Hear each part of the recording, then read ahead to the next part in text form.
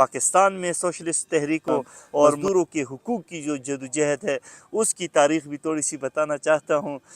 پاکستان میں یہ جو تحریکیں ہیں اور اس کا آغاز تقریباً قیام پاکستان کے بعد شروع ہو گیا تھا۔ صنعتوں اور محنت کشوں کے مسائل جب سامنے آئے تو حکومت بھی مجبور تھی کہ ان کے ساتھ بیٹھ کر ان تنازعات کو، ان مسائل کو کمیونسٹ پارٹی آف پاکستان